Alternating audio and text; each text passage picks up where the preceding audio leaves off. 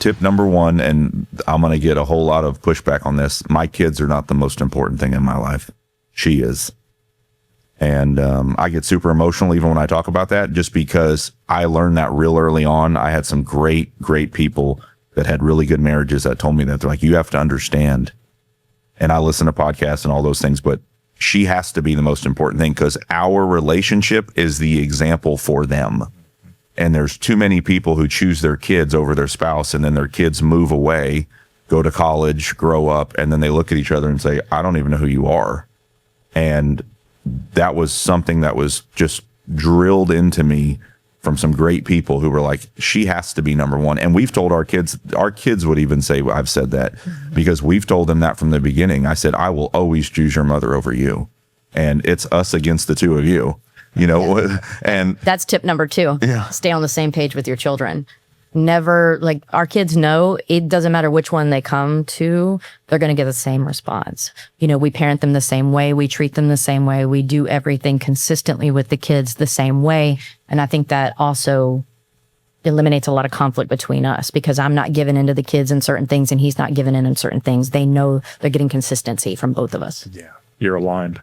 We are. I would say probably the third. Well, before we move on, those 2 tips that you just said are the best things you could do for your 2 kids. They're thriving, knowing they have a family unit that's solid, the consistent messaging, they can't pivot you guys against each other. Right. And they're getting, you know, the best end of the deal with love from both of you, because you are madly in love and it trickles down. So I think, you know, putting her number 1 is actually the best thing you could do for your kids, you know, and being aligned, the same thing. So great advice. What's your number 3?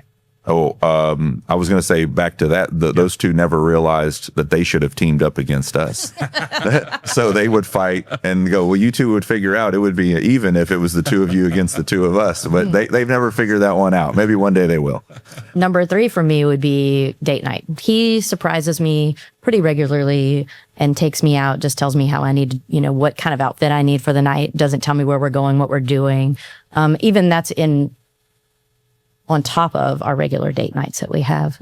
So I think he says, continue to date your spouse, right? Yeah. Continue to date your wife. And I think he does a very, very good job of that. Me, not so much. I surprise him every now and again, but he's the one who generally surprises me with date nights. Yeah. This is reserved time. Just the 2 of you. Right. You don't have to worry about work or the kids. You can focus on each other. And that, for you, what's your goal? What are you trying to, once a month, or what are you looking at doing there? Yeah, probably. We're real big speakeasy people. Like, we try to find really new, cool restaurants or new speakeasies. So I'll try to spend a lot of time, you know, my off time researching cool new restaurants. And I mean, we're very blessed to live in this city with so many amazing things, restaurants and bars and speakeasies and all those, where I just know, like, she kind of thinks that's real. Like, we just went on a volleyball tournament to Philadelphia, and I found one right down the street from us, and we walked to it. Exciting. Yeah, it was really, really cool place. You couldn't even have your cell phone in there, but like, it was just, she had no idea. I just surprised her with, hey, let's go down the street, we'll go to this place. And for me, it was about, because I know those are the things that excite her, and it's about me choosing the things that she wants to do, because I know it's about serving her. And that's back, even back to the 80-80 marriage thing. It's, you know, going above. It's not 50-50, because then you're keeping score, right? If every day we look at it's what's the 80% I can do today, well, we'll easily be over 100% if both of us have that attitude. Yeah, wise. Tip number 3, date nights. It's beautiful. Tip 4. 4 for me, I would say, is before you judge, try to figure out where they're coming from, because it's really, really easy. I think back to a movie or a show, I think it was Ted Lasso, where he said, be curious, not judgmental. And I think for me, that was one of the things that kind of resonated to me, was it's easy to, if she's coming at me with something, I can easily, you know, attack or judge, why is she coming out that way? But it's really about digging in to figure out the curiosity of, okay, what's occurred that's got her feeling this way, versus initially just going right back into defense mode.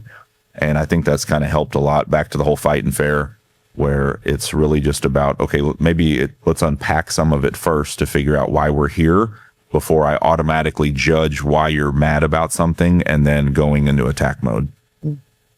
Well, my fifth one was going to be fight fair. Okay, we'll get to that. But back on 4, what Yeah. you're talking about is perspective and seeing it from the other person's position. Mm-hmm. You've known each other for so long. You know that you want the best for each other. You both love your girls more than anybody else in the whole world. You're on the same page, but yet the perspective, a lot of couples just see it from their point of view and aren't mature enough, like you've gotten to step in the other person's shoes. There's validation there. If I could just see where they're coming from. So goodness, how different could things have been if couples would learn this in year 1 of marriage Oh, boy. versus 10 years down the It's road? life changing, truly, to understand where he comes from and understand what everything he's thinking about and where he came from as a child and his parents' dynamic and all of that, influence everything that he thinks and does and says, right? So same for me. Right. And that's why I said earlier, I think it's important to consider talking to somebody even before you have trouble, just because you could learn how to deal with conflict in a better way that prevents it from boiling over. Yes. Beautiful. And tip 5. Fight fair. Yeah, let's unpack that fight plan. So a lot of couples fight and they have no rules. It's just gloves off. We're going to go at it. And then you just constantly fight in a circle and you never get your point across. They never get their point across. And because you're not listening to them. Yeah. You're ready to speak. And that's something that was very hard for me, is because I was ready to attack before he ever finished speaking. And a lot of times I would just interrupt him and not let him finish his sentence, which would then lead to more fighting, right? Yeah. And you just keep going down the same road and the same road again and again. So this is kind of a big one to unpack. So step 5 is a little bit more than just that one thing, because Right. a lot of people think that fighting is not allowed in marriages, but it's okay to fight for your marriage. If you fight the right way, it can be beneficial. So what are some healthy ways that couples can fight? Listen, understand, and then react, I think, is a big one, is listen to what they're saying and try and figure out, again, going back to where are they coming from? Where is this coming from? Why are they angry about what they're angry about? And then try to unpack all of that and then just respond in a respectful way and try to come to some common ground. Yeah, I think for me, it's don't try to dig things up just to give yourself some leverage or to give yourself a way to win, because the past is the past. What happened then should not find its way to come back now just because to give yourself a little more, like I said, leverage. Really, it comes down to I'm losing traction. I'm losing the fight. Let's start digging into the box of all the old stuff that I know is going to get me to, gain a couple more points, because you're really not. And, like I said earlier, it's about you think you won, but you both really lost. Yeah. And just take it for where you're at today. What's this argument about? And really digging into, is that what we're really fighting about? Because it could be over, Right. you didn't load the dishwasher right? But when you dig into it, you go, is that really what today is about, though?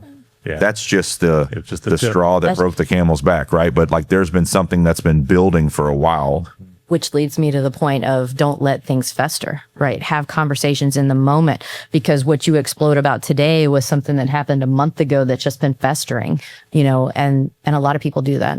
A lot of people, I'm going to just let this roll off. I'm just not going to bother with it. And then it just builds and builds and builds because the person is still doing the same thing that you were unwilling to have a conversation about in the beginning. Yeah. And I think even with the whole fighting fair is don't sweat the small stuff. And there's a lot of things that used to just piss me off for the sake of pissing me off. And I'm looking back, I'm like, why would I even be mad about that? And I think it was just because, there's an opportunity for me to win. And again, I think we don't fight anymore just because there's things that it was so stupid to argue about.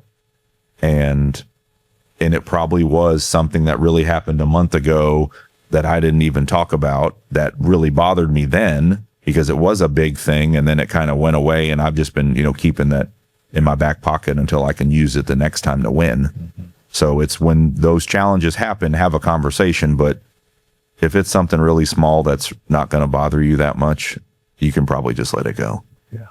Wise. So if I'm hearing you correctly, when you get to the point where you guys were, there's so much history and built up things that have happened, and you guys were exploding all at once. So at some point, a couple has to get to the point where we're going to wipe the slate clean, forgive each other for past wrongs. Now we're both on an equal playing field, so we can start from here, which means not bringing up that stuff from the past anymore. So you guys were able to do that and to move forward. And then to your point, Robert, of this little bitty things that really don't matter. You know, I found myself in that situation where, you know, picking at little bitty tiny things that it's so much stress that, you know, you're putting on yourself that's just unnecessary. Right. And I think that you trusting your spouse, knowing that they have your best interest in mind, you know, giving them the benefit of the doubt instead of just assuming the worst every time, like you alluded to earlier with some of that. I think that you've got a great recipe here that so many people could take applicable things that you have currently done from your time that you've spent the 6 months with that professional, that hopefully this right here will just be a little taste of, you know, some goodness to come in some marriages that are out there. It's okay to ask for help. And, you know, the fire service or first responders in general are always like, I don't need help. I have to know how to do everything. And it's okay to say, I need help. And if you guys hadn't have got help, where would you be now? Divorced. Oof. And just Or a miserable marriage. and just say that in complete sentence in your own words. If we hadn't, Oh, I think if we hadn't got help, we would be in an awful position if we were still together. Right. Like, I think that help allowed us to prevent a lot of bad days that were probably forthcoming, just from the sheer fact of not understanding how to deal with each other. I agree. I think we would be divorced if we had not sought help. And that's a hard thing to say. It's hard to hear. It's hard to say out loud, because we made a rule early on that the word divorce would never come out of our mouth. And it didn't, honestly. It's never been like, I'm leaving you. I'm looking, you know, I'm going to get out of this marriage. That never happened, because we knew we wanted to fight for each other. But I think if we hadn't have gotten help, I don't know how our marriage would have survived. Yeah, I think we wouldn't have known what to do. Yeah. We would have just been caught in that same, you know, circle over and over and over again, just doing what we know to do, which was completely unhealthy. yeah. And we would have just probably got to a point where we would have said, okay, obviously we're not supposed to be with each other. This isn't working. And I'll tell you how it played out, you know, personally. I think my parents stuck together for the kids for so long. And then once the kids are gone, Right. that's just the two of you. What are you fighting for? You know, we're just doing this constantly. There's no kids that we're working, you know, together for now. So it's just easy for us to go our separate. So maybe that could have been the outcome regardless, is that's not where you guys are. You're in a much better position now and in a position to help a lot of people. You were speaking to 75% of the people you influence, because that's what the stats say, that, you know, divorce is imminent for those 75%. So you have some on the fence that are still tough and think they got it all handled together. What's just the final thing you could say to any firefighter who's even considering possibly seeing someone? How could you encourage them? For me, I think it's why not? Why wouldn't you? What's it going to hurt, right? I mean, you've committed yourself to this person, whether it's you have children, you don't have children. You know, this is the person you've chosen, just like you chose a career, right? I was going to be I always, you know, we go places, people are like, are you still a firefighter? I'm like, yeah, it's a career. I'm not doing a different job now. This is the path I chose. So I think the person you chose to be with is who you've committed to forever. So why not? What is the attitude of, I don't want to do this? What does it hurt? No one else is in that room besides the two of you and a counselor. You don't even have to tell anybody you're doing it. Just go seek help, get help, because isn't it about having a happy home that you want to have for your kids? And even if you don't have kids, why would you want to come home and be miserable every day? You already work at a relentless career that beats you down, that's always going to be that way. And the one place for comfort is you're supposed to come get it home, and all you do is ramp right back up into a horrible place that is easily, you're not going to stop the calls from coming in. You're not going to stop the getting beat up by just the wear and tear on your body that you're going to get at work. Why would you want to double down on that at home when there's a resource that can help you?